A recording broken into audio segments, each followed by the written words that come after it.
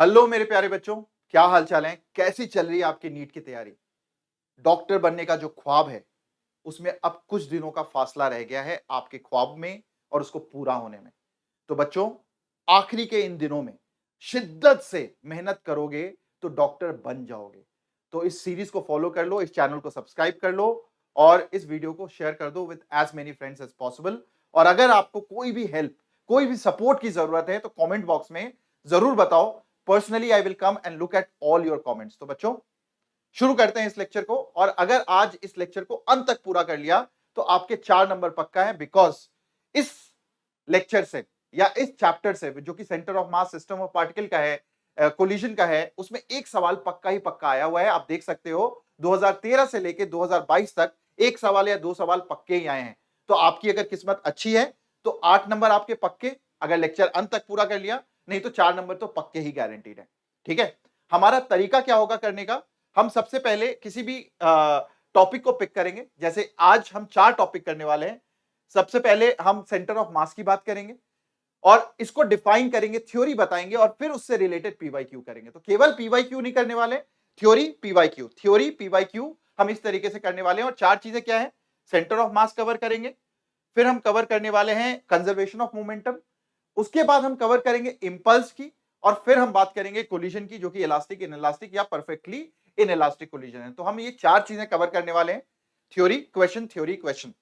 But जो भी बच्चे आज उठे हैं और आज उनका ख्वाब है कि अब कुछ कर लेते हैं, अभी तक कुछ भी नहीं किया है, 100 नंबर, 200 नंबर, 300 नंबर पे अटके हुए हो, अगर कुछ किया है तो 200-300 पे अटके होगे, अगर ये ऐसा है तो आपके लिए हम लोगों ने बिल्ड किया है क्रैश कोर्स, जिसमें पूरा 11th-12th का हर एक टॉपिक हम कवर कराने वाले हैं। तो अगर आपने नहीं ज्वाइन किया है तो ज्वाइन कर लो, क्योंकि यूट्यूब पे आके बहुत टाइम वेस्ट करने वाले हो, ढूंढते रह जाओगे कि क्या पढ़ना है, कहां से क्वेश्चन सॉल्व करना है, कौन सा टेस्ट सीरीज करना है। तो ये सब चीजें एक जगह पे अगर आपको चाहिए तो क्रैश कोर्स ज्वाइन कर लो, इसका लिंक डिस्क्रिप्शन में दिया हुआ है।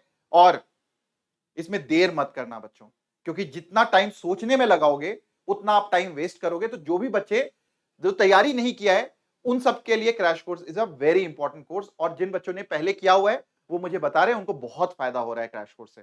नाउ एक और चीज, अगर आपको मुझसे कनेक्टेड रहना है, आपको इंफॉर्मेशन की नीट के अराउंड जो भी इंफॉर्मेशन आ रही है उससे कनेक्टेड रहना है, अगर आपको अपने दोस्तों के साथ कनेक्टेड रहना है और डेली क्विजेस और इन सब चीजों में पार्टिसिपेट करना है, तो टेलीग्राम ग्रुप ज्वाइन कर लो। नीट चैनल का स्पेसिफिक टेलीग्राम ग्रुप है जहां मैं प्रेजेंट हूं as founder, and I will be helping you at lot of times through daily motivation, through my connect. हम क्विजेस भी कराते हैं, यहाँ पे नोटिफिकेशन भी आती है और बहुत सारे क्वेश्चंस भी शेयर कर रहे होते हैं। तो please join this Telegram channel अगर नहीं ज्वाइन किया है। बहुत मतलब खजाना है यहाँ पे भरा हुआ कंटेंट का। तो आप इसको तो नहीं ज्वाइन करना तो मतलब ऑलमोस्ट लास्ट में, मतलब नहीं ज्वाइन करना मतलब टाइम वेस्ट है, मतलब कर लो अगर नहीं ज्वाइन किया टेलीग्राम तो। Now let's go to the topic. आज हम करने वाले हैं सेंटर ऑफ मास। सबसे पहले हम डेफिनेशन की बात करेंगे। डेफिनेशन ऑफ सेंटर ऑफ मास बहुत सिंपल है बच्चों। देखो, डेफिनेशन ऑफ सेंटर ऑफ मास इतना सिंपल है, सिंपली लिखा हुआ है जो कॉन्सेप्ट, आप उसको अप्लाई करना है। बट इसमें भी बच्चे गलती करते हैं। अब किस टाइप की गलती करते हैं वो एक बार देख लेते हैं। सबसे पहले अगर आप देखोगे डेफिनेशन को, तो डेफिनेशन जो लिखता है यहां पे हमने लिखा है position of the centre of मास। तो ये हो गया, इसको हम बोलते हैं position of centre of mass. और ये जो COM है ये सेंटीमीटर नहीं है, कई बच्चे कंफ्यूज हो जाते हैं। This is centre of mass. ठीक है, इसको लिख लेना अपनी कॉपी में।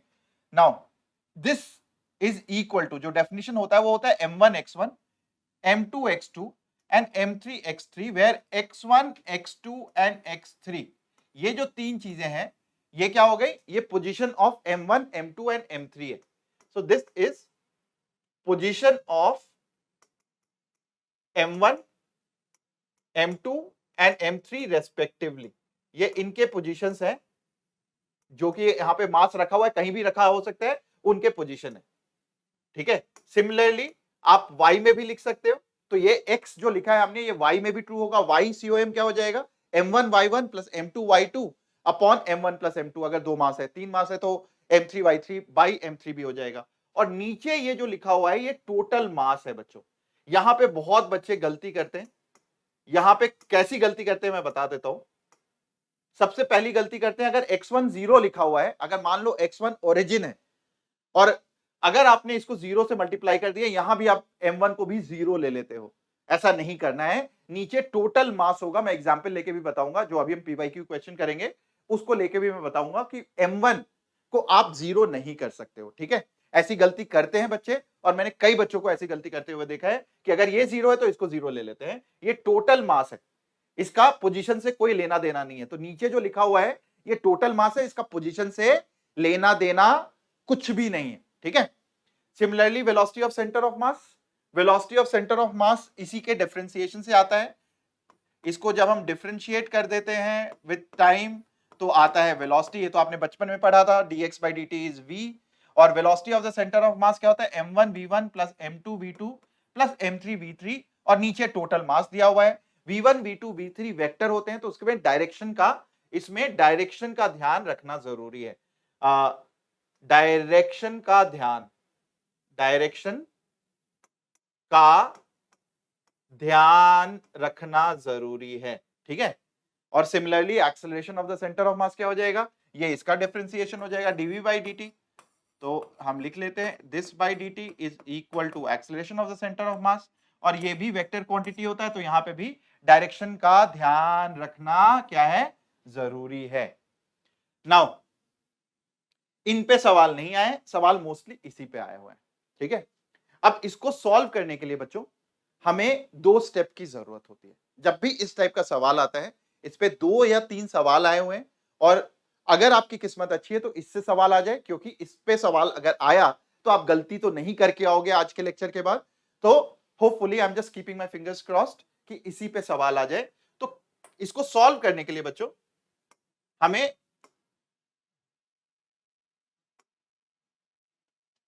इसको सॉल्व करने के लिए, देखो ऐसे बड़े बड़े शहर में छोटी छोटी चीजें हो जाती हैं बच्चों। तो इसको सॉल्व करने के लिए हम क्या करेंगे, 3 स्टेप्स फॉलो करेंगे। ठीक है, तो इनको सॉल्व करने के लिए हम क्या करेंगे, हम 3 स्टेप्स फॉलो करेंगे। सबसे पहला स्टेप है हमारा, हम ओरिजिन को डिफाइन करेंगे। डिफाइन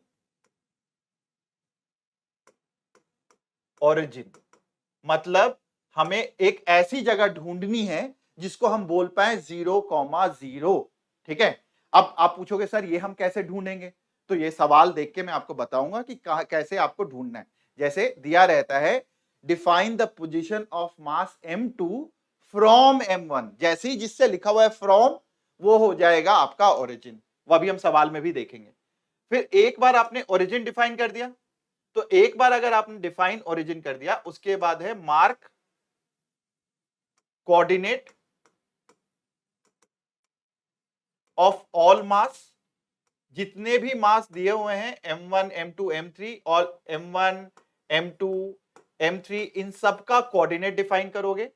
और तीसरा है अप्लाई फॉर्मूला, बस ये सिंपल सा अप्लाई फॉर्मूला। नाउ ये 3 स्टेप, इन 3 स्टेप को करोगे और सवाल आप सही सही करके आ जाओगे। चलो अब ये 3 स्टेप करके देखते हैं एक बार। सबसे पहला क्वेश्चन यहां पे दिया हुआ है हमारे सामने, ये दिया हुआ है कि 2 पार्टिकल है भाई 5 kg और 10 kg के, और ये अटैच्ड है किससे, 1 मीटर के लेंथ से अटैच्ड है रिजिड रॉड से विथ नेग्लिजिबल मास। तो आपको सेंटर ऑफ मास बताना है। आप देखो क्वेश्चन ध्यान से, कहां से, from the 5 kg particle, from the 5 kg मतलब 5 kg को हम क्या बोलेंगे, हम इसको ओरिजिन बना देंगे। ठीक है, तो 5 kg को हम ओरिजिन बना देंगे। तो इसका स्टेप क्या हो जाएगा, हमने 5 kg का एक मास लिया, हमने 10 kg का एक मास लिया, और इनको रॉड से कनेक्ट कर दिया। अब एक बार अगर हमने रॉड से कनेक्ट कर दिया, सबसे पहले हमने क्या बोला था, ओरिजिन डिफाइन करेंगे किससे, 5 kg वाले मास से। This is 5 kg, this is 10 kg। अब इसको ओरिजिन डिफाइन करेंगे तो ओरिजिन क्या होता है, 0,0, ऐसा देखने वाला। और ये क्या हो जाएगा फिर, इसकी लेंथ जो है, जो भी लेंथ होगी, यहां पे क्या दिया हुआ है, 1 मीटर दिया हुआ है, तो यह हो जाएगा x में कितनी दूरी पे, x मीटर दूरी पे 1 मीटर लिख दिया मैंने। और y में कोई भी दूरी पे नहीं है, इसी लाइन पे लाई कर रहा है, ये x एक्सिस हो गया। और ये वाई एक्सिस हो गया, इसलिए वाई की जरूरत ही नहीं पड़ेगी। तो नीट वाले बच्चों के लिए हमेशा एक ही एक्सिस, नीट वाले क्वेश्चन जो है थोड़े से आसान होते हैं, उसमें केवल एक एक्सिस की बात करते हैं, एक्स एक्सिस की। तो हमने ये लिख लिया, कोऑर्डिनेट भी लिख लिया। अब क्या है, हमने ओरिजिन डिफाइन कर लिया, कोऑर्डिनेट कर लिया, अब अप्लाई कर देंगे फॉर्मूला भैया। तो क्या हो जाएगा, x centre of mass centimetre नहीं है, इज इक्वल टू पहला वाला मास 5 kg, उसका पोजीशन एक्स में कितना है 0, प्लस दूसरा वाला मास 10 kg, इसका पोजीशन कितना है 1 मीटर लिखा है, 1 m मत कर देना, 1 मीटर मतलब 1 लिखना है यहाँ पे, अपॉन, अब बताओ यहां क्या लिखूं, 0 प्लस 10, ये लिख दूं 0 प्लस 10। यही तो मैंने बताया था आपको बच्चों कि यही वाली गलती जो है बच्चे करके आते हैं कि अगर यहां 0 लिखा है ये भी 0 लिख देते हैं या लेते ही नहीं है इस मास को, और ये गलत है बच्चों, बिकॉज आप यहां पे 0 नहीं लिख सकते हो। आपको क्या है, यहां पे क्या करोगे, यहां पे टोटल मास है तो ये 5 लिखोगे और यहां पे 10 लिखोगे, और इट इज वेरी इंपॉर्टेंट, ऐसी गलती कर देते हैं जिसकी वजह से अलग आंसर आ जाता है। And therefore 5 into 0 is 0 plus 10 upon 15, ये आ गया, और 10 अपॉन 15 क्या हो जाएगा, ये आ गया 10 अपॉन 15, और ये होता है 5 2 जा 10, 5 3 जा 10, 5 3 जा 15, और ये किस में दिया हुआ है, लेंथ मीटर में दिया हुआ है, तो जिसमें भी लेंथ दिया है पोजीशन भी आपका उसी में आएगा, 2/3 मीटर आंसर आएगा। अब देखो यहां पे उन्होंने क्या चेंज कर दिया, यहां पे सेंटीमीटर में दे दिया, तो आपसे ना मेहनत करवा रहे, मैथ्स करवा रहे, तो क्या हो गया भाई, ये भी कर लेंगे, 1 metre is equal to 100 centimetre, तो भाई ये कितना हो जाएगा, 2/3 metre is equal to 2/3 into 100 centimetre. तो इसका मतलब ये यूनिटरी मेथड लगा दिया कि अगर 1 मीटर 100 सेंटीमीटर के बराबर है तो 2/3 मीटर किसके बराबर हो जाएगा, 67 सेंटीमीटर। अब इतना तो कैलकुलेट कर लेना खुद से, तो ये आ जाएगा आंसर आपका 67 centimetre. So this is the answer for this. अब देखो अगला सवाल जो है आपके सामने, ये मैंने सॉल्व कर दिया, आप देख लेना ना। अगला सवाल बिल्कुल सिमिलर सा था, टू ऑब्जेक्ट्स जिसका मास 10 kg और 20 kg है, टू ऑब्जेक्ट्स जिसका मास 10 kg है और 20 kg है रेस्पेक्टिवली, और ये रिजिड रॉड से किससे कनेक्टेड है, जो 10 मीटर का है। The distance of the centre of mass from, जैसे ही फ्रॉम आया मतलब जिससे फ्रॉम आएगा उसको ओरिजिन बताओगे। अब तो इजी पीजी हो गया, 10 kg 20 kg, देखो 22 में आया था और पिछला वाला किस में आया था, 20 में आया था, हर 2 साल में आ रहा है तो इस साल भी आ सकता है। 10 kg 20 kg, और ये इसकी लेंथ कितनी है, 1 मीटर की जगह बदल दिया उन्होंने, L is equal to 10 metre कर दिया। तो हम क्या करेंगे, सबसे पहले जिससे पूछा है उसको ओरिजिन बता देंगे। हमारा पूछा है फ्रॉम 10 kg, 10 kg से पूछा था, ये कितना है 20 kg दिया हुआ है, तो हमें इसको ओरिजिन बना देना है। अब x में कितनी दूरी, जितनी लेंथ है उतनी दूरी, तो यहां आ जाएगा 10, x में इसका पोजीशन क्या हो जाएगा 10 मीटर, y में तो कोई चेंज ही नहीं होगा, तो इट इज 10,0। अब हम फॉर्मूला लगा देते हैं, तो x सेंटीमीटर नहीं बोलेंगे इसको, centre of mass is equal to m1 10 into उसका पोजीशन 0 प्लस 20 इसका पोजीशन 10 अपॉन टोटल मास 10, अब गलती नहीं करेंगे, 10 प्लस 20, और ये कितना हो गया भाई, ये तो 0, ये 200, और ये हो गया नीचे 30, तो ये आ जाएगा 200/30 मीटर, ये कैंसिल हो गया, 20/3 मीटर। कोई आंसर दिख रहा है 20/3 मीटर बेटा, ये हो गया 20/3 मीटर। समझ में आया, लॉक कर दे, आगे बढ़ जाए, राइट यो जल्दी से कमेंट बॉक्स में या फिर बाद में लिख देना। तो अगर आपको समझ में आ रहा है, अब करते हैं पूरे इस चैप्टर का सबसे मुश्किल सवाल, उसका मैं शॉर्टकट बताऊंगा। अगला जो क्वेश्चन है इस पूरे के पूरे चैप्टर में अभी तक जो भी सवाल आया है उसमें सबसे मुश्किल सवाल ये वाला था। ये कहता है कि दो स्फेरिकल बॉडी है, अब यहां पे पॉइंट मास नहीं है, हमने वहां पे बड़ा बड़ा बॉडी बना दिया था, इसका मतलब उसका शेप नहीं था क्योंकि वो पॉइंट मास था। यहां पे दिया हुआ है दो स्फेरिकल मास जिसका रेडियस भी दे दिया भाई, m का रेडियस r और 5m का रेडियस 2r ये दे दिया है। Released in a free space, आपस में ग्रेविटी से वो एक दूसरे के पास आते हैं और फिर जहां पे आते हैं आपको ये बताना है कि छोटा वाला मास कितना मूव किया इस पूरे क्वेश्चन को। अब इस क्वेश्चन को सॉल्व करने का मैं शॉर्टकट बताऊंगा बच्चों। सबसे पहले जब भी कोई भी सिस्टम म्यूचुअल अट्रैक्शन से मूव करता है, जब भी कोई भी सिस्टम म्यूचुअल अट्रैक्शन से मूव करता है, ग्रेविटेशनल फोर्स या ग्रेविटी की वजह से आपस में एक दूसरे की तरफ आता है, जैसे कि मैग्नेट हो गया, जैसे कि दो बिगर ऑब्जेक्ट्स हो गए जो एक दूसरे के म्यूचुअल अट्रैक्शन से एक दूसरे की तरफ मूव करते हैं। इसका मतलब क्या होता है, इनका नेट फोर्स पूरे सिस्टम का, जैसे यहां पे एक ये स्फीयर दिया हुआ है, एक बड़ा सा स्फीयर दिया हुआ है, इन दोनों के पूरे सिस्टम पे नेट फोर्स 0 होता है। Net force on the system, ये दोनों के सिस्टम पे नेट फोर्स 0 होता है। शॉर्टकट बता रहा हूं, आप पहले स्टेप से देख लो, फिर शॉर्टकट फॉर्मूला भी बता दूंगा। और चूंकि इनिशियली ये रुके हुए थे तो इसका मतलब क्या है, इसका इससे होता है हमारा ये एक्सेलरेशन इस पूरे सिस्टम का 0, मतलब velocity of the centre of मास भी 0 होता है। एंड क्योंकि ये 0 था तो अभी भी 0 होगा, एंड देयरफॉर इसका सेंटर ऑफ मास जो है जहां पे था वहीं पे रहेगा। मतलब अगर इसका सेंटर ऑफ मास यहां पे था, मान लो इस लाइन पे, इस पोजीशन पे इसका सेंटर ऑफ मास था, तो ये हमेशा सेंटर ऑफ मास बदलेगा ही नहीं। धीरे धीरे बॉडी आपस में एक दूसरे की तरफ आएगा और टकरा जाएगा, बट सेंटर ऑफ मास नहीं हिलने वाला भैया।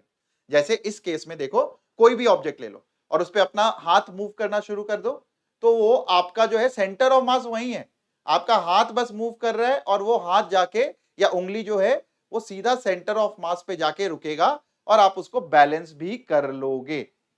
वो अगले क्वेश्चन में सिखाऊंगा ये कॉन्सेप्ट, ठीक है। तो इसका मतलब है सेंटर ऑफ मास वहीं रह गया। जब भी ऐसा होता है बच्चों, जब भी ऐसा होता है तो आप एक फॉर्मूला याद रखो और लिख लो। वो क्या फॉर्मूला बोलता है, वो फॉर्मूला बोलता है m1 इंटू डेल्टा x1, अभी लिख लो पहले फिर समझा भी दूंगा, plus m2 into delta x2 and so on will be equal to 0। अगर दो मास है, दो से ज्यादा है तो ये हो जाएगा। ये डेल्टा x1 होता है डिस्प्लेसमेंट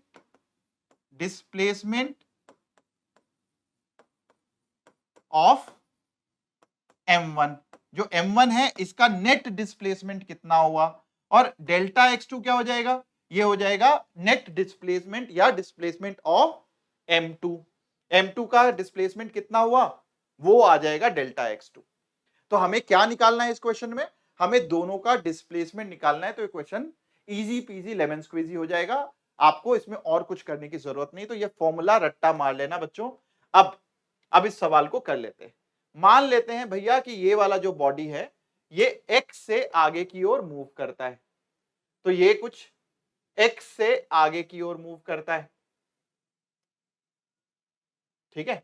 तो ये सेंटर इसका यहां पे मान लो यहां से यहां तक ये x मूव करता है इधर की ओर। अब ये जो है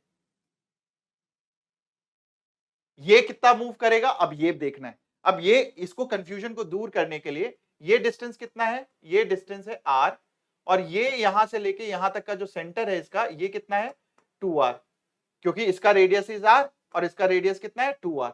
तो ये जो डिस्टेंस है यहां से लेके इसके इस सेंटर तक का ये हो जाएगा 3r, क्योंकि r plus 2r will give you 3r। Total distance कितना दिया हुआ था इनिशियल में, इस सेंटर से इस सेंटर तक का ये दिया हुआ था 12r। तो अगर छोटू बॉडी ने x डिस्टेंस ट्रेवल किया तो बड़ू बॉडी ने कितना ट्रेवल किया भैया, इसने कितना ट्रेवल किया, तो ये हो जाएगा बचा हुआ डिस्टेंस, ये x ट्रेवल किया, यहां पे ये 3r तो पहले से था, तो ये कितना हो जाएगा, ये डिस्टेंस हो जाएगा जो इसने ट्रेवल किया वो हो जाएगा 12r, जो टोटल डिस्टेंस था, माइनस ये वाला minus x minus 3r, and therefore it will be equal to, ये हो जाएगा 12r minus 3r 9r minus x। मतलब इसने कितना ट्रेवल किया, इसने ट्रेवल किया उल्टे डायरेक्शन में 9r माइनस x। अब इस फॉर्मूले में लगा देते हैं। भाई m1 ने कितना ट्रेवल किया, m1 का मास है m, लिख लो भाई m, इसने कितना ट्रेवल किया x, प्लस m2 का मास कितना है भाई 5m, और उसने कितना ट्रेवल किया 9r माइनस x, लेकिन किस डायरेक्शन में ट्रेवल किया, वो उल्टे डायरेक्शन में, इसलिए डिस्प्लेसमेंट है तो प्लस और माइनस का ध्यान रखेंगे, तो ये आ जाएगा 9r माइनस एक्स का माइनस ऑफ, माइनस साइन लगा देंगे क्योंकि उल्टे डायरेक्शन में है, 9r minus x and this is equal to 0।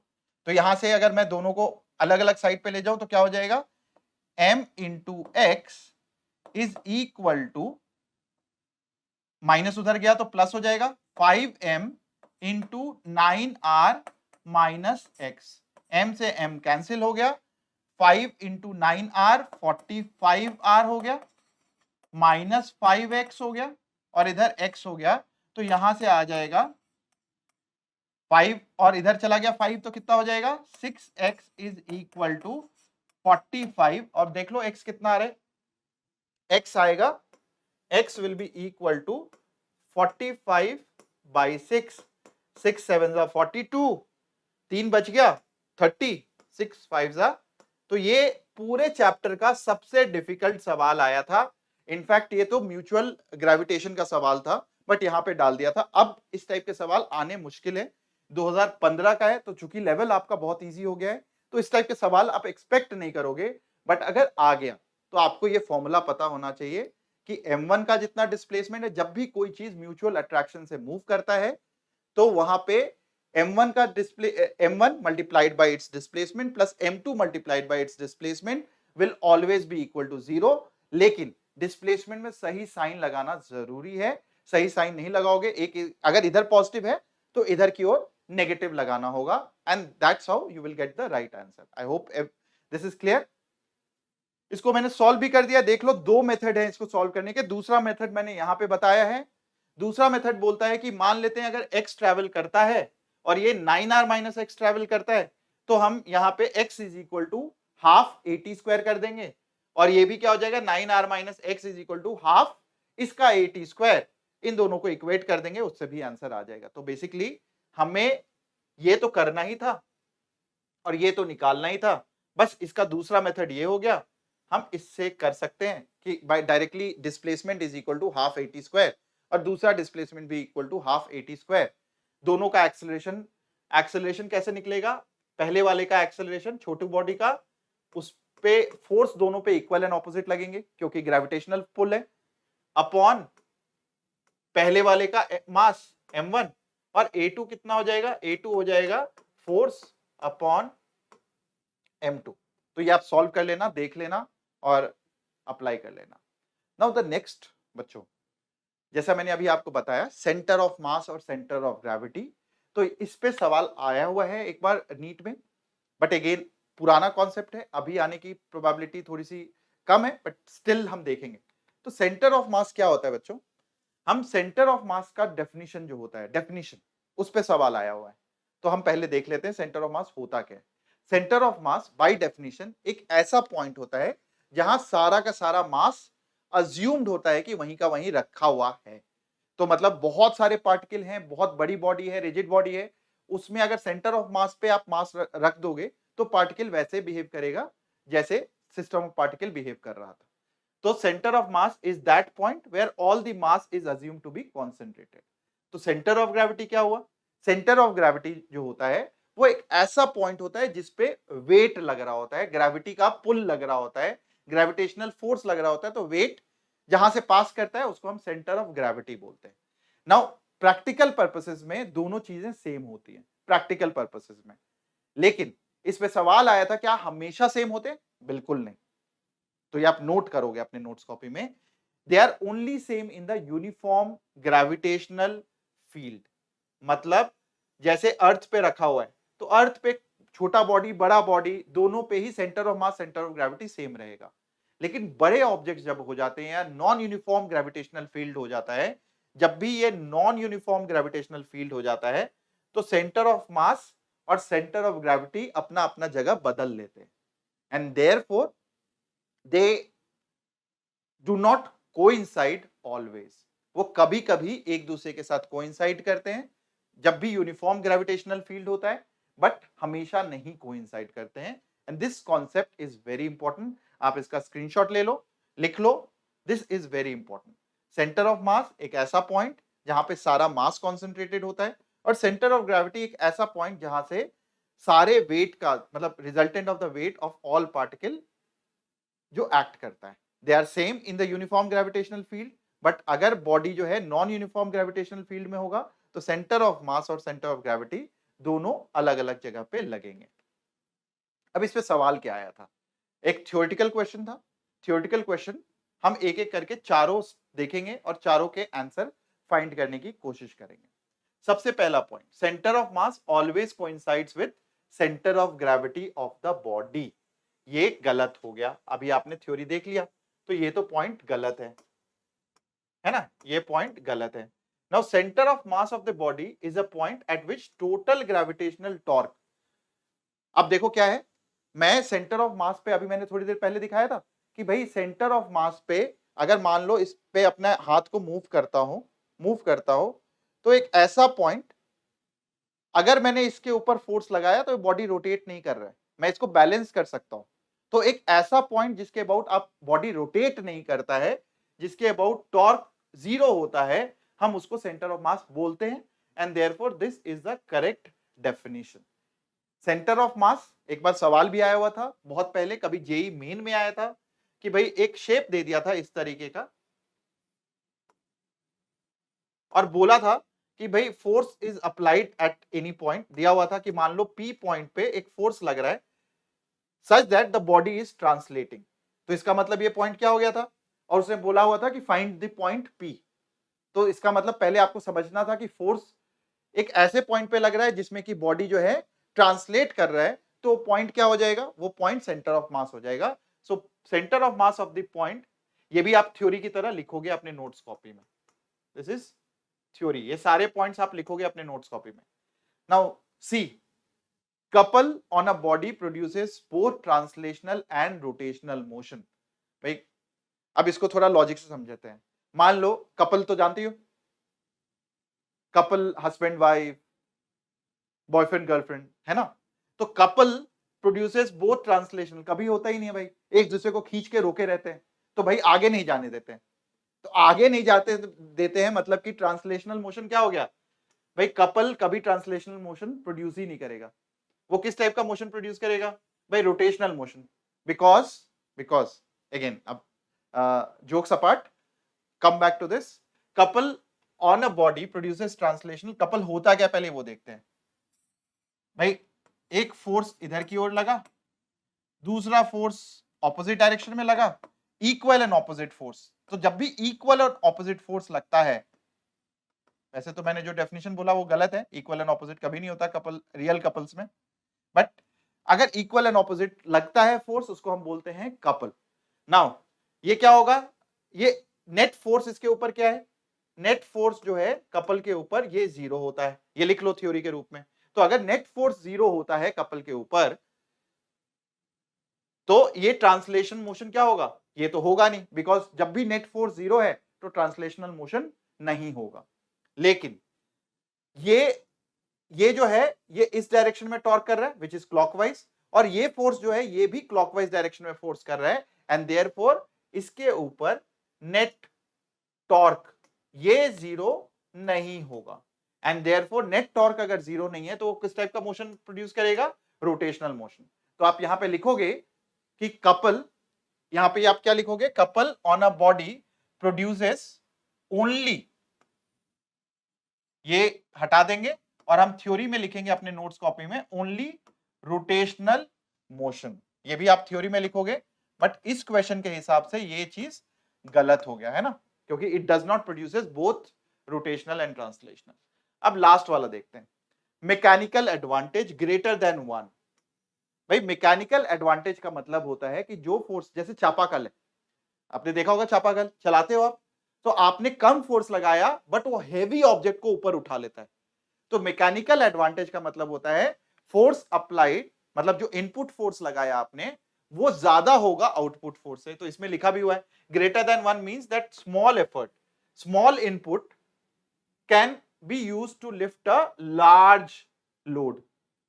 जैसे हाइड्रोलिक मशीन्स में देखते होगे कि कम फोर्स लगाया और हैवी ऑब्जेक्ट को, पानी वाला जो मशीन होता है कि भाई कम फोर्स लगाया बट वो हैवी ऑब्जेक्ट को, कार जैसी चीजों को भी लिफ्ट कर लेता है because of the mechanical advantage greater than 1। तो मैकेनिकल एडवांटेज, ये भी थ्योरी, ये सही हो गया।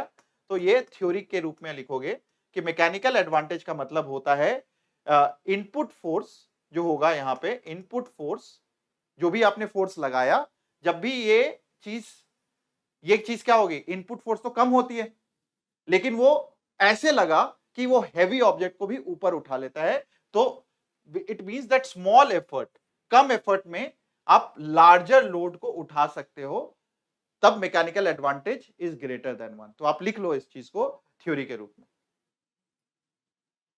ओके, चलो आगे मूव करते हैं नए टॉपिक पे, conservation of momentum. Now conservation of momentum जो है, इस पे सवाल आया हुआ है मोस्टली एक्सप्लोजन से रिलेटेड।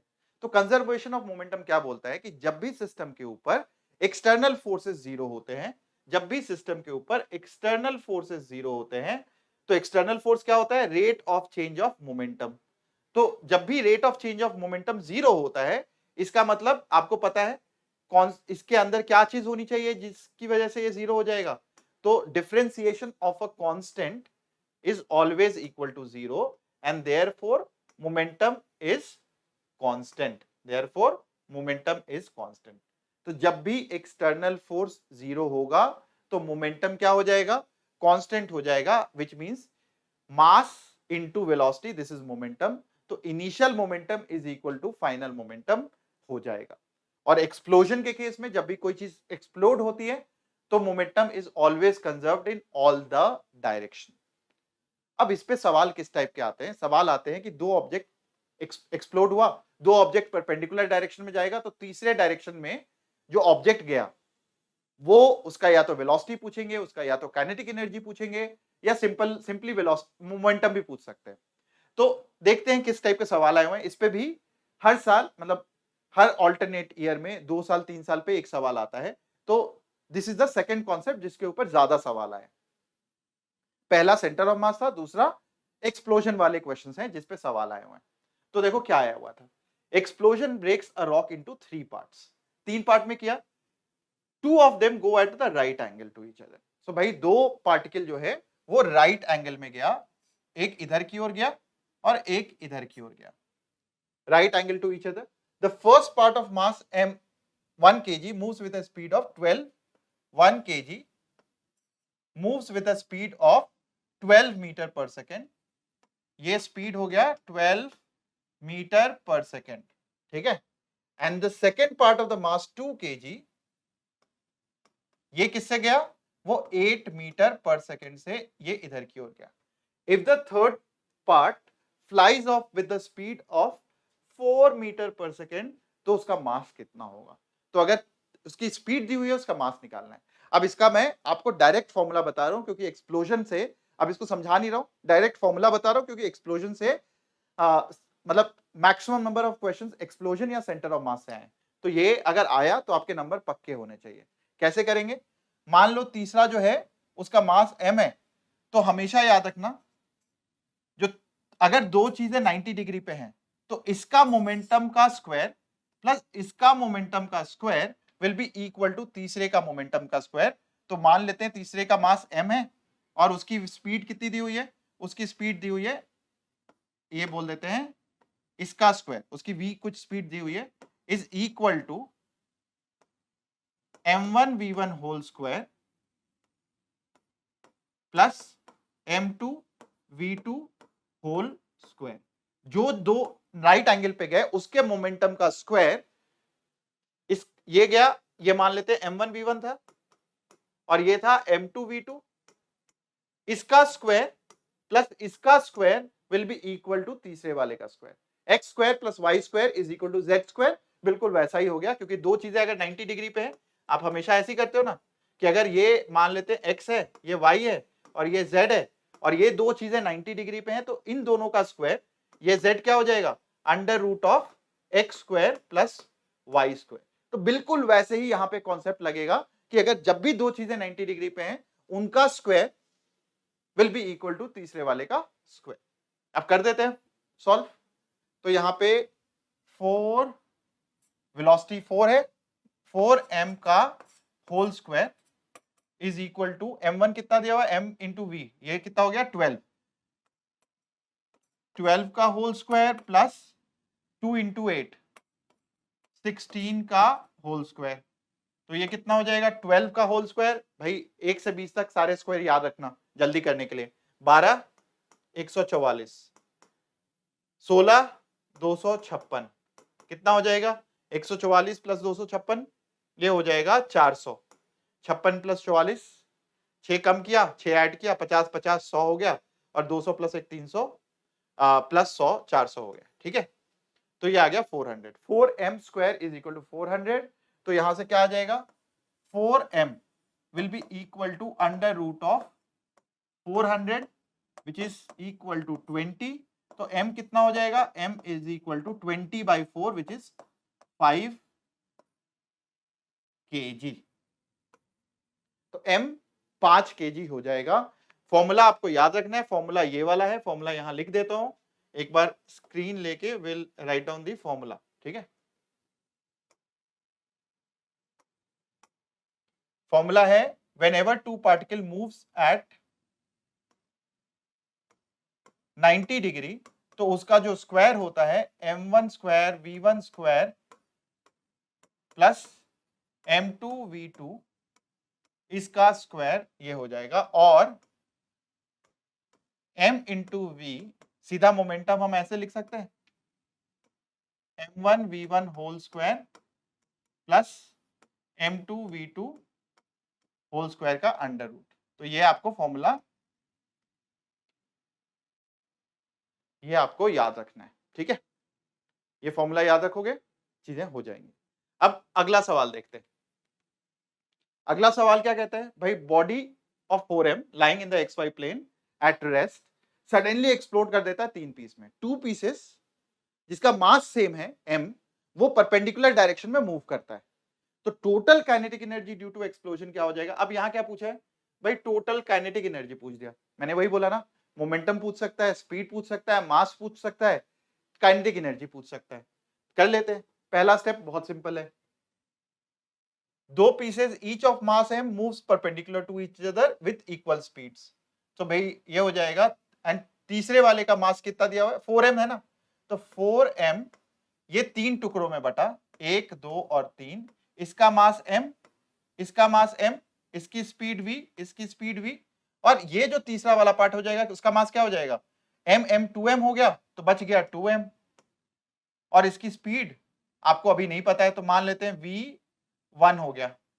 तो क्या हो जाएगा, हम यहां पे कहेंगे 2m v1 is equal to under root of पहले वाले का मोमेंटम का स्क्वायर प्लस दूसरे वाले का मोमेंटम का स्क्वायर, एंड देयरफॉर ये कितना हो जाएगा m इंटू वी, और ये आ जाएगा 1 + 1 under root of 2।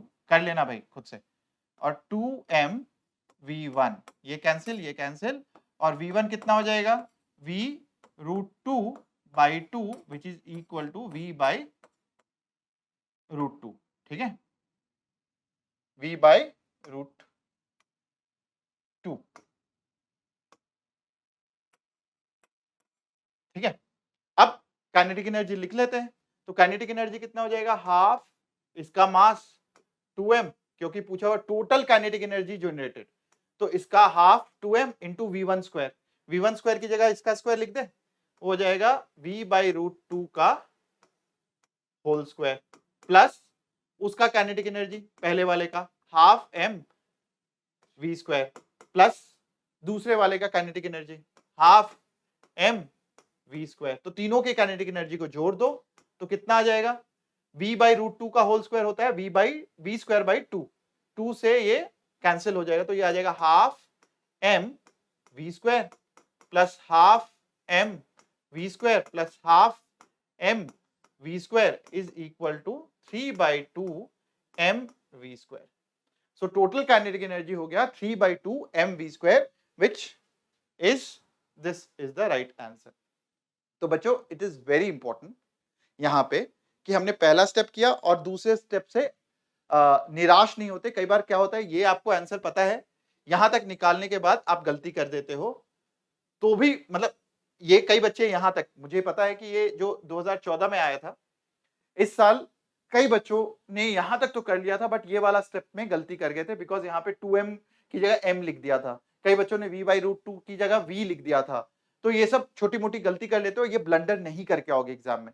So practice it multiple times. यहाँ पे क्या पूछा हुआ था, टोटल काइनेटिक एनर्जी पूछा हुआ था। कई बार क्वेश्चन में दिया होगा kinetic energy of only 2m मास, ठीक है, ये भी पूछा जा सकता है, kinetic energy of this mass. तो कुछ भी पूछा जा सकता है, आपको बस क्वेश्चन को ढंग से पढ़ना है और जो स्टेप्स मैंने बताए उसको सॉल्व करना है।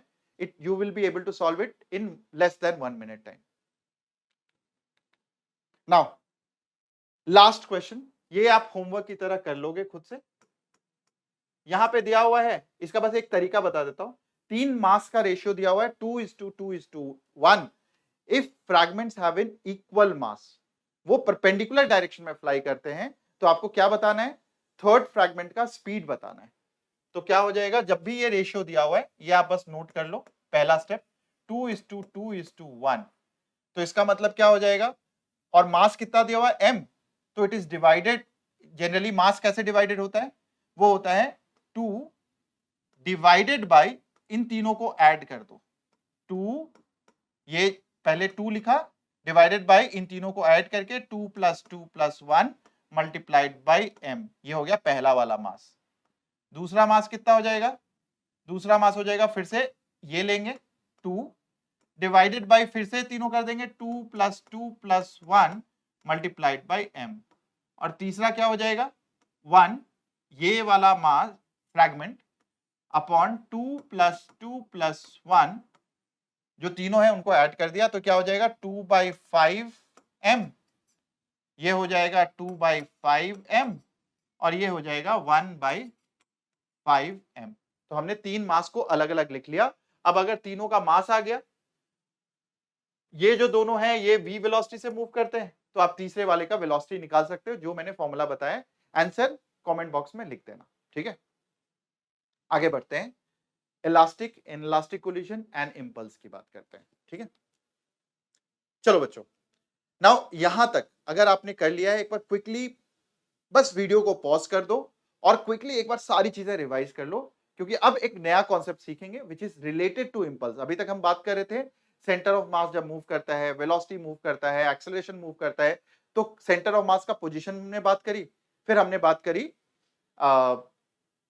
जो भी अभी हमने लास्ट टॉपिक किया था, विच इज बेसिकली जब भी इंपल्स या कोलिजन होता है तो उसमें हम मोमेंटम को कैसे कंजर्व कराते हैं। Now we will talk about impulse and elastic and inelastic collision, ठीक है। पॉज करो वीडियो को और तब तक मैं भी पानी पी लेता हूं।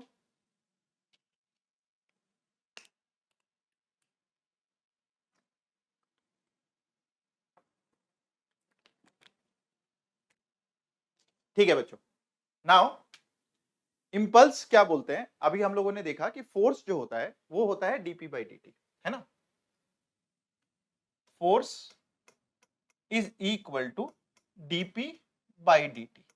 तो dt अगर इधर चला गया तो f इंटू dt जो होगा ये क्या आ जाएगा dp, और ये dp क्या होता है, change in momentum. So basically impulse is nothing but impulse is equal to change in momentum. और इंपल्स इज, ये दो क्वांटिटीज है एफ और टी।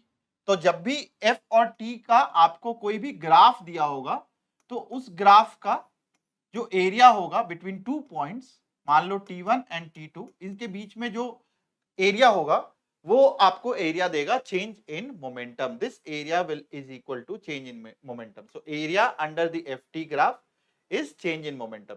इस पे सवाल नहीं आया हुआ है, मतलब आई एम होपफुल कि नहीं आए, अच्छी बात है, बट अगर आएगा तो आप कर सकते हो। उसके एरिया के अंडर जो भी इसका एरिया होगा, अगर एरिया निकालना आता है, ट्रायंगल दिया होगा एरिया में, रेक्टेंगल दिया होगा, स्क्वायर दिया होगा, तो एरिया निकाल लोगे, लेंथ इंटू ब्रेथ। अगर ट्रायंगल दिया हुआ है तो half into base into height, perpendicular height आ जाएगा।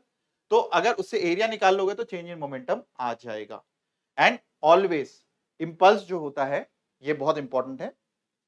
इंपल्स जब भी दो ऑब्जेक्ट कोलाइड करते हैं, एक बॉल को मैंने फेंक दिया, तो बॉल को अगर मैंने फेंक दिया जमीन के ऊपर, तो जमीन के साथ टकराने के बाद इंपल्स जो है उस पे हमेशा परपेंडिकुलर डायरेक्शन में, सरफेस के हमेशा परपेंडिकुलर डायरेक्शन में लगता है, जिसको हम कॉमन नॉर्मल बोलते हैं। कॉमन नॉर्मल बोलते हैं, इसके बारे में अभी देखते हैं और डायग्राम से। सो मान लो ये बॉल जो है हम किसी भी तरीके से फेंकते हैं, ये हो सकता है बॉल जो है वो ऐसे मूव करे, ये हो सकता है बॉल जो है इस तरीके से मूव करे, किसी भी डायरेक्शन से ये बॉल आएगा, टकराएगा, तो दिस इज ड्यूरिंग कोलिजन। जो मैंने डायग्राम बनाया है ये कोलिजन के दौरान बनाया है। इसमें दो डायरेक्शन होंगे, एक होगा टेंजेंट वाला डायरेक्शन और एक है नॉर्मल वाला डायरेक्शन। टेंजेंट होता है जब भी सरफेस के बीच में जो कॉमन लाइन होती है, ये वाला लाइन, इसको हम बोलते हैं टेंजेंट, और ये लाइन को हम बोलते हैं नॉर्मल। तो इंपल्स, कोफिशिएंट ऑफ रेस्टिट्यूशन, ये सारी चीजें नॉर्मल या परपेंडिकुलर डायरेक्शन में लगती हैं, नॉर्मल या टेंजेंशियल डायरेक्शन में लगती हैं। सॉरी, इसमें नहीं। जब भी हम इंपल्स की बात करते हैं या कोफिशिएंट ऑफ रेस्टिट्यूशन की बात करते हैं, ये सारी चीजें नॉर्मल डायरेक्शन में लगती हैं, टेंजेंशियल में नहीं लगती हैं।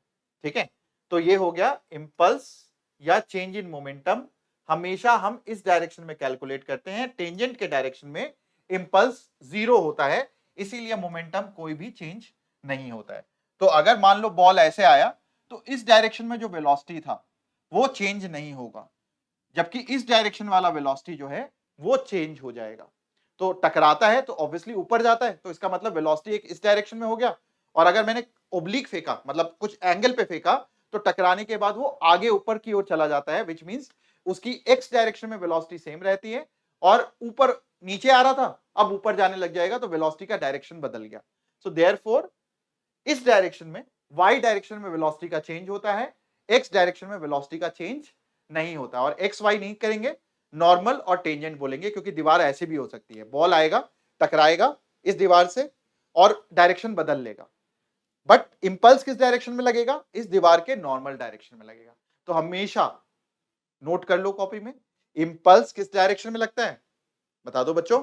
इंपल्स हमेशा नॉर्मल डायरेक्शन में लगता है। सवाल देखते हैं। सवाल कहता है बॉल आया, अब ये इस तरीके से भी हो सकता था, ये इस तरीके से भी हो सकता है कि भाई ये बॉल इधर से आके इधर की ओर टकराता है और फिर टकराने के बाद वो उधर की ओर चला जाता है। ठीक है, सो यहां पे क्या हो जाएगा, this will be the normal direction, और यहां पे ये वाला जो डायरेक्शन है ये इसका नॉर्मल डायरेक्शन है। तो हम क्या बोलेंगे, मोमेंटम किस डायरेक्शन में कंजर्व होता है, यहां पे पूछा हुआ है impulse imparted by the wall on the ball, वो हमेशा क्या हो जाएगा, impulse will be always in this particular direction, और impulse is nothing but it is equal to change in momentum।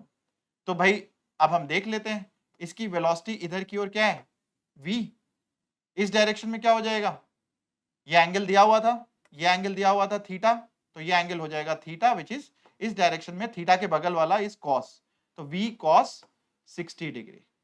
और टकराने के बाद इसकी वेलोसिटी इस डायरेक्शन में, तो परपेंडिकुलर वेलोसिटी क्या हो जाएगा v, ये एंगल थीटा है, तो v cos ऑफ 60 डिग्री। तो ऊपर की ओर वेलोसिटी v cos 60 और नीचे की ओर v cos 60, तो momentum is defined as m v final minus m v initial. अब v फाइनल क्या है, ये तो पॉजिटिव डायरेक्शन में, ऊपर वाले डायरेक्शन में तुम लिख लेते हैं m v cos of 60 degree minus m, initial velocity किधर है, नेगेटिव डायरेक्शन में, और बिकॉज मोमेंटम एक वेक्टर क्वांटिटी है तो प्लस और माइनस का ध्यान रखना जरूरी है।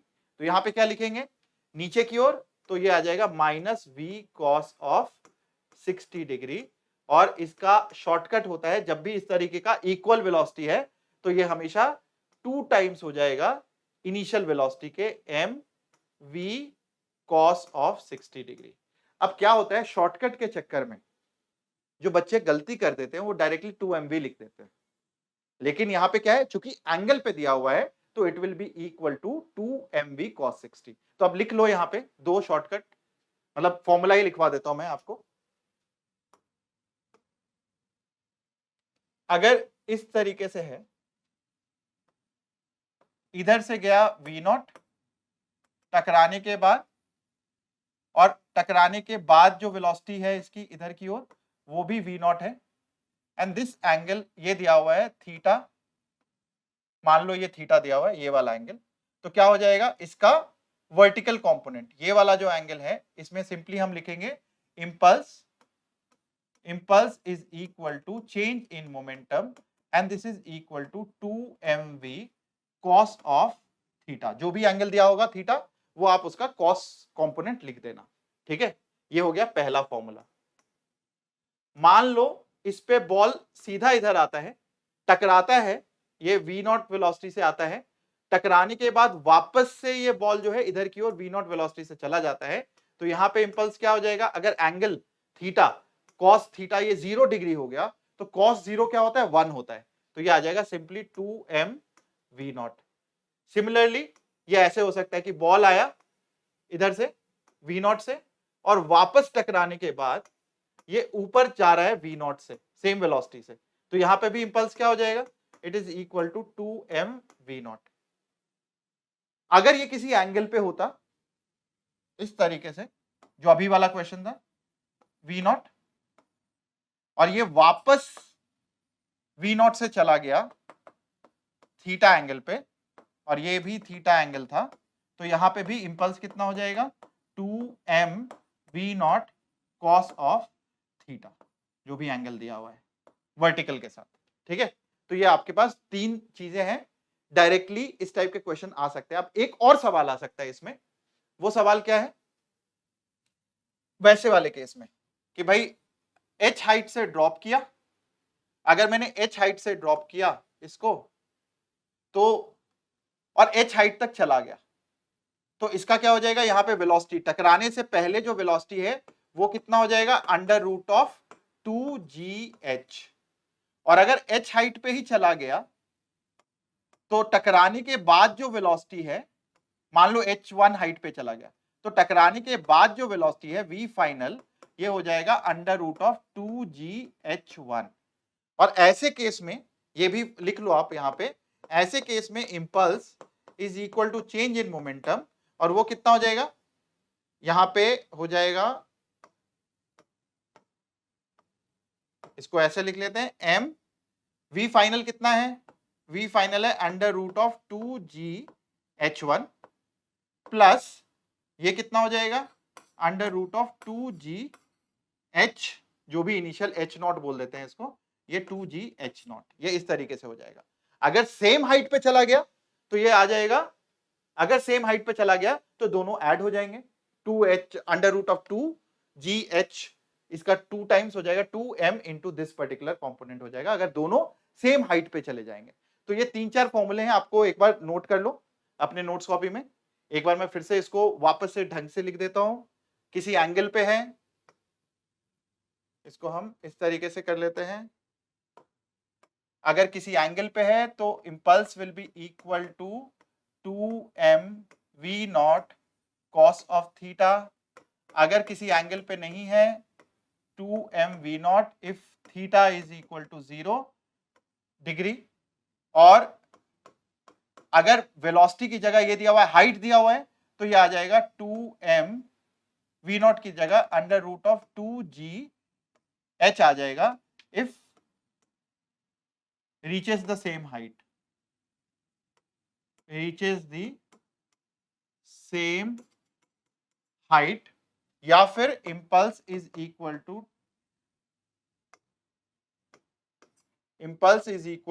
क्या हो जाएगा यहां पे, m under root of 2g final velocity final height plus under root of 2g initial height, ये आ जाएगा आपके पास अगर सेम हाइट पे नहीं पहुंचता है। तो ये 4 फॉर्मूले हैं, आपको याद होने चाहिए इंपल्स में, इन्हीं चारों के अराउंड क्वेश्चंस आएंगे। So now let's, elastic inelastic से पहले हम एक बार क्वेश्चंस देख लेते हैं। चलो ठीक है, इसी को कर लेते हैं। फिर वो एक क्वेश्चन आया था जिसमें बॉल को ड्रॉप किया और वो कुछ हाइट तक गया, तो आपको सॉल्व करना है, आप कर सकते हो आराम से। नाउ कोलिजन की बात कर लेते हैं। कोलिजन जो है बच्चों, 3 पार्ट्स में डिवाइडेड है, elastic, inelastic and perfectly inelastic. क्या होता है, जब भी हम टकराता है कोई भी ऑब्जेक्ट, किसी भी चीज से आके कोलाइड करता है, अगर उसका शेप वापस से गेन हो जाता है, मतलब मान लो यही बॉल वाला केस, आके टकराता है, तो टकराते वक्त, टकराने से पहले ऐसा कुछ होगा, टकराएगा तो इसका शेप जो है वो चेंज हो जाएगा, इसका शेप चेंज हो जाएगा। इसका मतलब ये है कि इसका शेप कुछ पोटेंशियल एनर्जी को स्टोर करने लग जाता है, कुछ ऐसा हो जाएगा टकराने के बाद। एंड टकराने के बाद वापस से ये शेप अगर पूरी तरह से गेन कर लेता है, ये टकराते वक्त शेप चेंज होगा, एंड देन टकराने के बाद है। सो this is before collision, this is during collision and this is after collision. ये इधर जाने लगता है, ये इधर आ रहा था, टकराया, शेप चेंज हुआ और इस तरीके से हुआ। तो इलास्टिक किसको बोलते हैं? If kinetic energy before the collision, जो कोलिजन से पहले है, और काइनेटिक एनर्जी टकराने के बाद अगर सेम रहता है, तो उसको हम इलास्टिक कोलिजन बोलते हैं। ठीक है, अगर ये सेम रहेगा तो हम इलास्टिक कोलिजन बोलते हैं। मतलब इलास्टिक कोलिजन वो होता है जिसमें total energy is always conserved. Elastic collision में टोटल एनर्जी मतलब kinetic energy plus potential energy हमेशा ही कंजर्व्ड होगा, और kinetic energy before collision and after collision ये भी कंजर्व्ड होगा। Okay, so this is elastic collision. Inelastic और परफेक्टली इन इलास्टिक में एनर्जी का लॉस होता है। So there is a loss of energy, loss of energy inelastic और inelastic, in elastic और परफेक्टली इन इलास्टिक। और perfectly in elastic क्या होता है, जैसे क्ले को आपने गिरा दिया, फेंका किसी पे, वो चिपक गया जाके, तो जब भी दो ऑब्जेक्ट स्टिक कर जाते हैं, चिपक जाते हैं, तो उस केस को हम बोलते हैं perfectly inelastic. In elastic तो था ही, लेकिन परफेक्टली इन इलास्टिक। अब इसको डिफाइन करने के लिए elastic, in elastic, perfectly in elastic को फिजिसिस्ट ने, जितने भी फिजिक्स वाले लोग हैं, मतलब आपके लिए एक और वैल्यू दे दी याद करने के लिए, किया कोफिशिएंट ऑफ रेस्टिट्यूशन डिफाइन किया। कोफिशिएंट ऑफ रेस्टिट्यूशन जो कि डिफाइन होता है, कोफिशिएंट ऑफ रेस्टिट्यूशन को हम बोलते हैं, मैं लिख देता हूं यहां पे, E is equal to velocity of separation divided by velocity of approach. Spelling देखते रहना। तो E is equal to velocity of separation, इसका मतलब क्या हुआ, मान लो एक m1 मास था और उसका u1 वेलोसिटी था, और एक m2 मास है, उसका u2 वेलोसिटी है। तो टकराएगा कब? टकराएगा तब जब पीछे वाला तेजी से अटैक करेगा इसके ऊपर, या तेजी से मूव करेगा। तो विच मींस इस अप्रोच क्या बोलते हैं, अप्रोच में इसकी वेलोसिटी ज्यादा होनी चाहिए आगे वाले से, तभी तो अप्रोच करके टकराएगा, तभी कोलाइड करेगा। So velocity of approach, velocity of approach is equal to this u1, क्योंकि ये ज्यादा होता है, माइनस u2, तभी टकराएगा। ये पॉजिटिव नहीं होगा तो ऑब्वियसली टकराए, कोलिजन ही नहीं होगा। नाउ टकराने के बाद इसकी वेलोसिटी हो गई v1 और इसकी वेलोसिटी हो गई v2, ये है आफ्टर द कोलिजन। अब ये चीज ज्यादा होना चाहिए तभी दूर जाता जाएगा, अगर पीछे वाला अभी भी ज्यादा होगा तो वापस आके टकरा जाएगा। तो ऑब्वियसली कोलिजन के बाद आगे वाला जो है वो तेजी से चला जाता है, and therefore velocity of separation बोलते हैं हम इसको, velocity of separation, and this is equal to v2 minus v1। तो यहां पे क्या हो जाएगा, ये हो जाएगा v2 minus v1 upon u1 minus u2। अब elastic, in elastic, perfectly inelastic में ये बोलता है कि भाई, इलास्टिक में बोलता है E इज इक्वल टू 1, ठीक है। इलास्टिक क्या बोलता है, यहां देख लेते हैं। इलास्टिक बोलता है E is equal to 1। E is equal to 1 का मतलब है, ये क्या बोलता है, वेलोसिटी ऑफ सेपरेशन जो उधर जा रहा था, उन दोनों का जो डिफरेंस है v2 minus v1 will be equal to velocity of approach. दोनों की वेलोसिटी का जो डिफरेंस है वो सेम होगा, मतलब v2 minus v1 will be equal to u1 minus u2। ये हो गया इलास्टिक कोलिजन। और बिल्कुल opposite and which is perfectly inelastic में क्या होता है, जीरो। परफेक्टली इन इलास्टिक में क्या हो जाएगा, E is equal to, perfectly inelastic is E is equal to zero. Zero का मतलब क्या हो गया, v2 is equal to v1, और v2 is equal to v1 का मतलब क्या हो गया, दोनों की वेलोसिटी सेम हो गई, मतलब बॉडी स्टिक्स टुगेदर। मतलब दोनों की वेलोसिटी सेम का मतलब बॉडी स्टिक्स टुगेदर। ठीक है, दोनों की यारी दोस्ती बिल्कुल पक्की हो जाती है, अब साथ साथ कभी वो अपने एक दूसरे का हाथ या साथ नहीं छोड़ेंगे। ठीक है, विच मीन्स ये दोनों गहरे दोस्त हो जाते हैं इन case of perfectly in elastic collision. ठीक है, तो ये तो आपका थ्योरी था। अब इससे रिलेटेड बच्चों जो कॉन्सेप्ट्स हैं, जो आपको कुछ फॉर्मूले याद रखने हैं, सबसे पहले इलास्टिक कोलिजन को देख लेते हैं। इलास्टिक कोलिजन में मैंने क्या बोला, velocity of separation velocity of approach के बराबर होता है। Kinetic energy before collision and after collision ये सेम होता है। ड्यूरिंग द कोलिजन, कोलिजन के दौरान काइनेटिक एनर्जी जो है वो इट मे बी कन्वर्टेड, ये असर्शन रीजन में सवाल आ सकता है कि जब कोलिजन हो रहा है तो काइनेटिक एनर्जी पोटेंशियल में कन्वर्ट हो सकता है। इसीलिए मैंने क्या बोला था, इलास्टिक कोलिजन में टोटल एनर्जी हमेशा कंजर्व रहेगा, चाहे वो कोलिजन के दौरान भी क्यों नहीं हो, कि kinetic energy plus potential energy will always remain constant, but collision के दौरान kinetic energy can be converted to potential energy. अब इसमें आपको टकराने के बाद की वेलोसिटी v1 एंड v2, इसको याद करने के सिंपल तरीके बताता हूं बच्चों। याद करने के इसके कुछ सिंपल तरीके हैं। सबसे पहले आप लिख लो, मैं अगेन इसको याद मेरे साथ साथ करते जाओ, मैं एक बार फिर से आपको याद करवाता हूं ये फॉर्मूला। फिर से क्या अभी याद कराते हैं, पहली बार अगर v1 है final velocity of mass m1 after collision, तो आप पहले तो ये डब्बा बना लो। ठीक है, दो डब्बे बनाने हैं आपको इस तरीके से, और आप क्या करोगे, v1 है तो यहां पे आप u1 से स्टार्ट करोगे, तो यहां पे ऑटोमेटिकली क्या हो जाएगा, u2 हो जाएगा। सिमिलरली v2 है, आप दो डब्बे, v2 है तो यहां पे u2 करेंगे प्लस यहां पे u1 हो जाएगा। नीचे सारी जगह पे m1 प्लस m2 होगा, जो भी टकराने वाली बॉडी थी m1 प्लस m2 होगा, अगर आपको फॉर्मूला याद करना है। ठीक है, ये कर दिया। अब अगर v1 दिया हुआ है तो सबसे पहले यहां m1 माइनस m2 करेंगे, और v2 दिया हुआ है तो यहां पे m2 माइनस m1 करेंगे। ठीक है, और अगर v1 है यहां पे u2 से याद करोगे तो यहां पे 2m2 कर देंगे, और यहां पे 2u1 है तो 2m1 कर देंगे। ऐसे आप फॉर्मूला याद रखोगे v1 और v2 का, which is the final velocity after the collision. लेकिन जो जनरल केसेस आते हैं बच्चों, वो आते हैं कि अगर दोनों मास सेम है, if m1 and m2 in an elastic collision is same, तो पहला केस है केस 1, अगर m1 is equal to m2 तो क्या हो जाएगा भाई, ये जीरो ये भी जीरो। अब यहां पे देखो क्या हो जाएगा, अगर दोनों सेम है तो 2m2 बाई 2m2 ये कैंसिल हो गया, तो इसका मतलब हो गया v1 u2 के बराबर हो जाएगा और v2 u1 के बराबर हो जाएगा।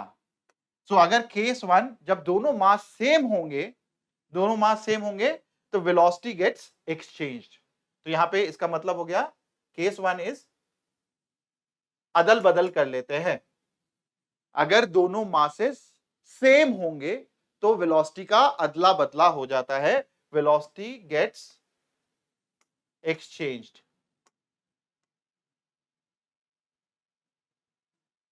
और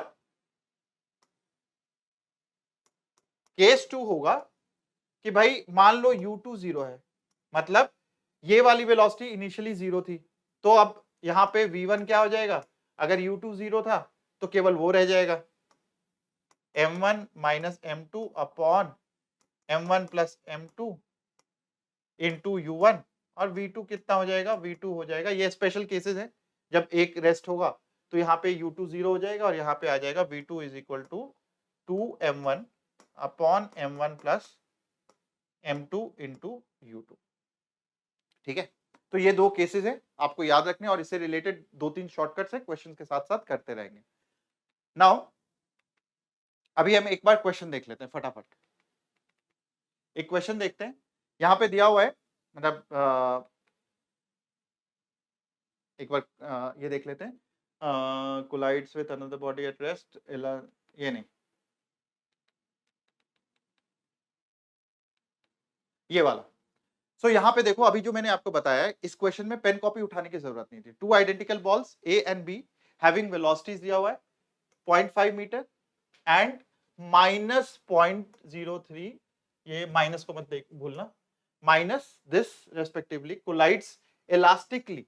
तो दो आइडेंटिकल बॉल्स दिया हुआ था। आइडेंटिकल बॉल्स का मतलब है दोनों का मास सेम है, एमए और एमबी का मास सेम है। अगर दोनों का मास बच्चों सेम है, इलास्टिक कोलिजन है, तो क्या होगा, वेलोसिटी एक्सचेंज कर जाएगा। मतलब ए की वेलोसिटी यू ए कितना था, यू ए था 0.5 मीटर पर सेकेंड, जो किसका वेलोसिटी हो जाएगा, ए बी में कन्वर्ट हो जाएगा, तो फाइनल वेलोसिटी ऑफ बी हो जाएगा। और यू बी कितना था, initial velocity -0.3 metre per second, ये किसकी वेलोसिटी हो जाएगा, ये ए का वेलोसिटी हो जाएगा। तो पूछा हुआ है the velocities of B and A are respectively. B की वेलोसिटी कितनी है, ये है, ए की वेलोसिटी इतनी है, तो अब फाइनल वेलोसिटी, तो बी की वेलोसिटी, ए की velocity, this is the answer. तो ये ऐसे लिख लोगे, velocity of A gets exchange to velocity, A जो है बी बन जाता है, बी जो है वो ए बन जाता है छूमंतर से। ठीक है, नाउ यहां पे दिया हुआ है, ये वाला क्वेश्चन मैं बोल रहा था, बट अभी हम आते हैं इस पे। नाउ नेक्स्ट क्वेश्चन और नेक्स्ट कॉन्सेप्ट, अगर एक मास रुका हुआ है, जैसा मैंने आपको बताया, अभी हमने देखा कि वेलोसिटी हम आराम से निकाल सकते हैं, लेकिन अगर एक मास रुका हुआ था तो आपने V1 निकाल लिया, V2 निकाल लिया, ये निकाल सकते हो आप आसानी से। अब आपसे पूछा जाता है क्वेश्चन में कि भाई M1 कितना एनर्जी लूज किया।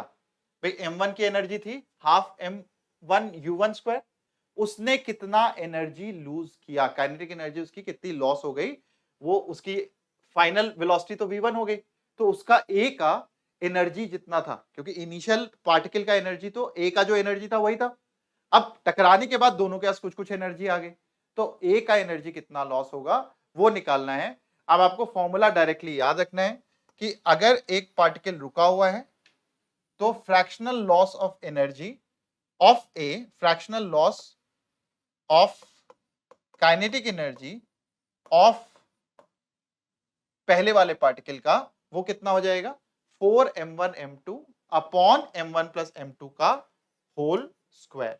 ये आपको याद करना है।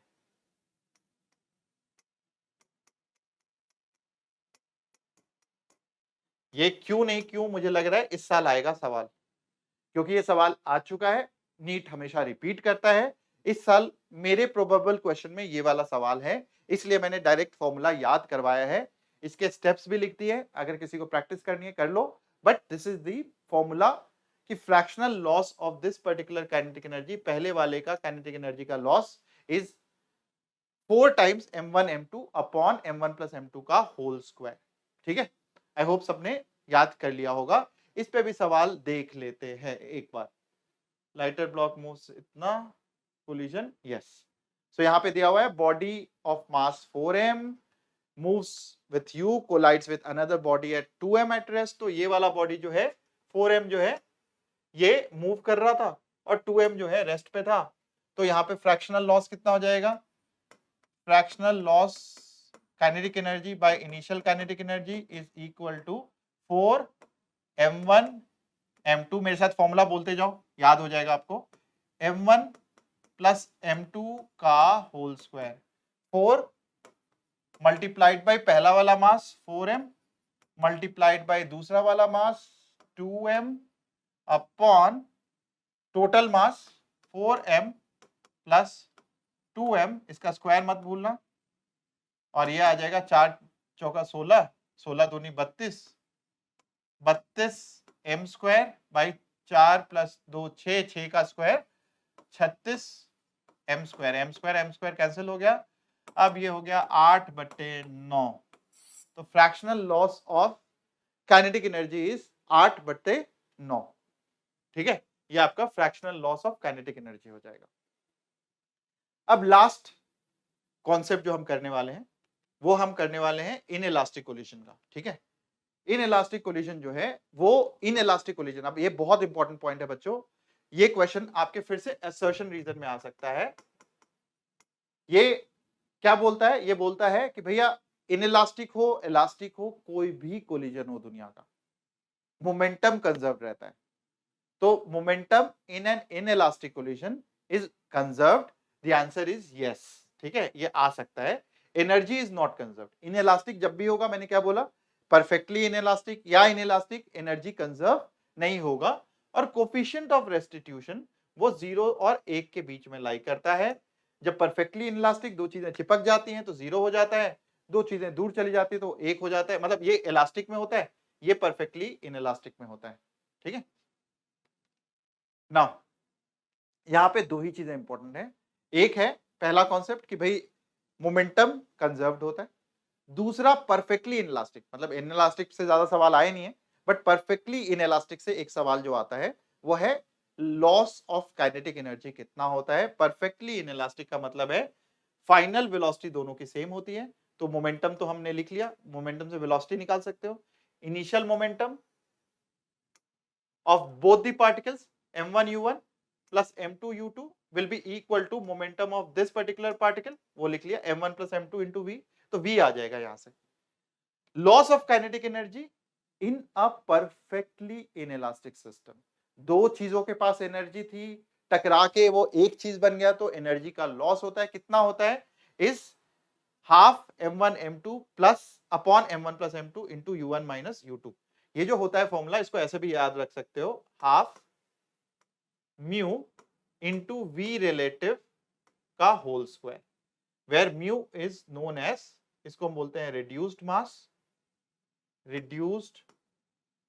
मास which is equal to m1 m2 upon m1 plus m2, और v relative is initial velocity जो है u1 माइनस u2 का whole square, it is relative velocity.